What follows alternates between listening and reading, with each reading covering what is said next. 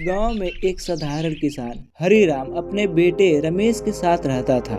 हरिराम बहुत मेहनती और ईमानदार आदमी था। उसका जीवन इतना कठिन था कि वह रोज सुबह सूर्योदय से पहले खेतों में काम करने निकल जाता और शाम को थक हार कर घर वापस आता।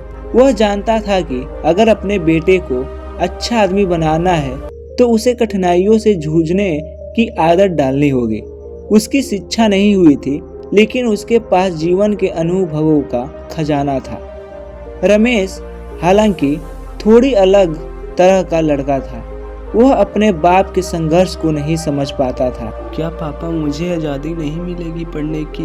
आप मेरे लिए कोई बुक भी नहीं, अच्छे कपड़े भी नहीं। मुझे भी बाहर जाकर अच्छी पढ़ाई करनी है। मुझे इस सरकारी स्कूल में नहीं पढ़नी है। पापा प्लीज़, आप मेरे लिए कुछ नहीं करते हो। तो उसका बाप बोला, बेटा पढ़ाई ही जीवन नहीं है, कर्म भी करना पड़ता है। कर्म करो, अच्छे करो, भगवान की भजन करो, यही जिंदगी है। पढ़ाई नहीं होती बेटा, तुम अभी नहीं समझोगे, तुम बच्चे हो। उसे हमेशा यह लगता था कि उसका जीवन क्यों इतना कठिन है।